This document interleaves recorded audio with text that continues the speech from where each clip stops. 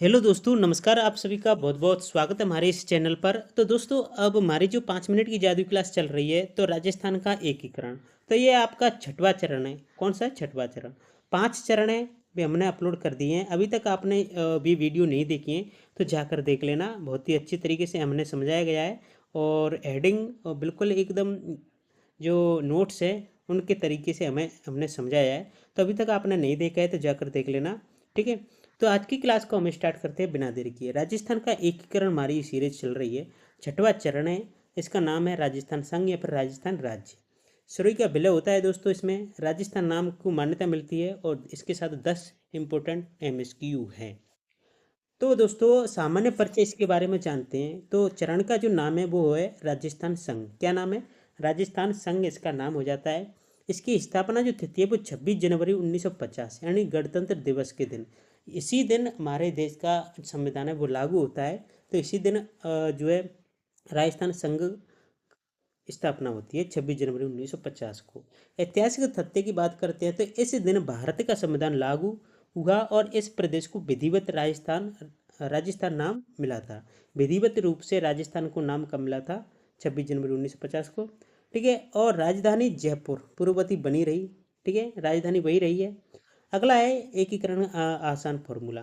तो संयुक्त वृद्ध राजस्थान पिछले हमने पढ़ा था।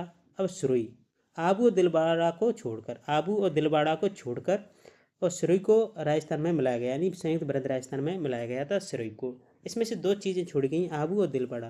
जो इसे इसका जो नाम हो जाता है वो हो जाता है राजस्थान संघ। ठीक है।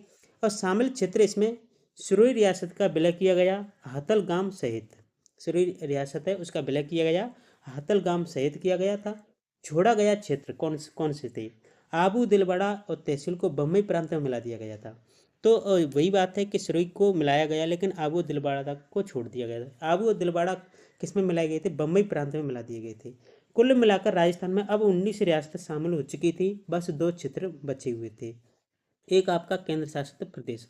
ठीक है। अगला देखते हैं। तो सिरोही विलय जो विवाद है एवं हथलगाम, इसका विवाद है वो क्या है? गोकुल भाई भट्ट है वो सिरोही के हथलगाम के निवासी। गोकुल भाई भट्ट को राजस्थान का गांधी कहा जाता है।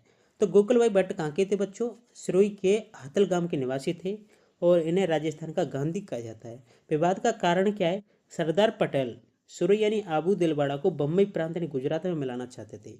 यही सबसे एक विवाद का कारण बना।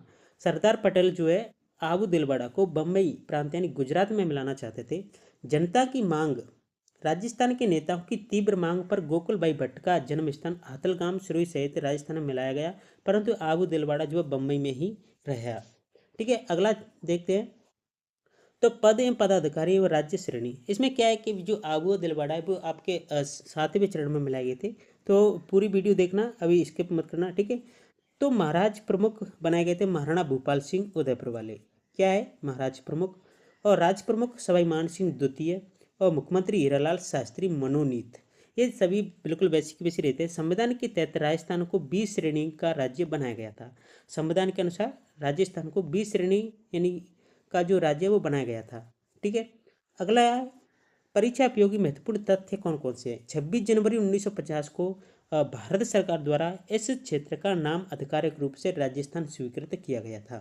ध्यान रखना, 26 जनवरी 1950 को भारत सरकार द्वारा इस क्षेत्र का जो नाम है आधिकारिक रूप से राजस्थान स्वीकृत किया गया था। इसी दिन प्रधानमंत्री पद का नाम बदलकर मुख्यमंत्री कर दिया गया था। प्रधानमंत्री नाम जो है बदलकर मुख्यमंत्री कर दिया गया था। हीरालाल शास्त्री राजस्थान के प्रथम मनोनीत मुख्यमंत्री बने थे। हीरालाल शास्त्री। आबू और दिलवाड़ा के विलय को लेकर विरोध जारी रहा, जिसका अंतिम समाधान 7वें चरण में हुआ है। किस चरण में? 7वें चरण में। अगला है महत्वपूर्ण वस्तुनिष्ठ प्रश्न। अब इससे संबंधित 10 महत्वपूर्ण प्रश्न हैं। तो पहला प्रश्न है इसमें, राजस्थान का एकीकरण का छठवां चरण किस तिथि को पूर्ण हुआ था? तो इसका जो छठवां चरण वह 26 जनवरी 1950 को पूर्ण हुआ था। सी ऑप्शन इसका राइट उत्तर हो जाएगा। किस चरण में इस प्रदेश को विधिवत राजस्थान नाम दिया गया था? तो छठवें चरण में नाम दिया गया था। सी ऑप्शन इसका करेक्ट आंसर हो जाएगा। अगला है बच्चों, छठवें चरण में सिरोही की कौन सी दो तहसीलें राजस्थान में शामिल नहीं की गई थी? तो कौन सी नहीं की गई थी? आबू और दिलवाड़ा नहीं की गई थी। ए ऑप्शन इसका राइट उत्तर हो जाएगा। राजस्थान का गांधी किसे कहा जाता है? गोकुल भाई भट्ट को कहा जाता है और इनका गांव था अहथल गांव। सिरोही, ठीक है।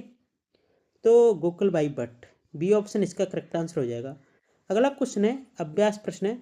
तो गोकुल भाई भट्ट का संबंध सिरोही के किस गांव से था?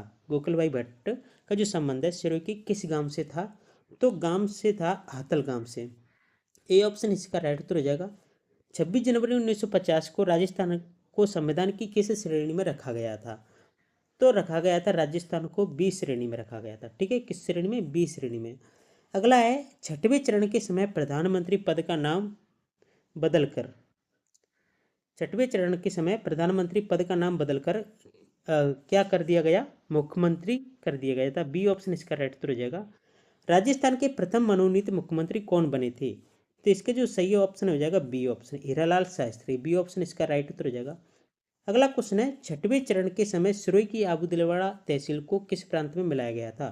तो बम्बई प्रांत में मिलाया गया था। बी ऑप्शन इसका राइट उत्तर हो जाएगा। राजस्थान संघ छठवें चरण की राजधानी किसे बनाया गया था? जयपुर को। सी ऑप्शन इसका राइट उत्तर हो जाएगा।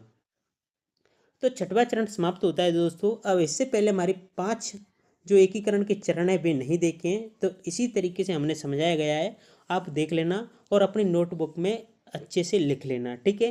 क्योंकि ये परीक्षा के टाइम इतना बड़ा मैटर किताब में से पढ़ोगे तो बहुत टाइम लगेगा, ठीक है। अगर आप इस तरीके से पढ़ोगे और मेन कीवर्ड, तो आपको बिल्कुल याद होगा और परीक्षा के टाइम आपको रिवीजन करने में भी बहुत ही आसान होगा। तो दोस्तों वीडियो कैसी लगी? अच्छी लगी तो प्लीज़ लाइक कर देना और एक प्यारा सा कमेंट जरूर करके जाना और चैनल को जरूर सब्सक्राइब कर देना। अभी तक आप हमारे यूट्यूब से जुड़े हो, टेलीग्राम से और इंस्टाग्राम से भी आप जुड़ जाएं, ठीक है दोस्तों। कई सारी इन्फॉर्मेशन करंट न्यूज़ है वो डालता रहता है। तो दोस्तों मिलते हैं नेक्स्ट वीडियो में, जब तक के लिए आप सभी का बहुत बहुत धन्यवाद।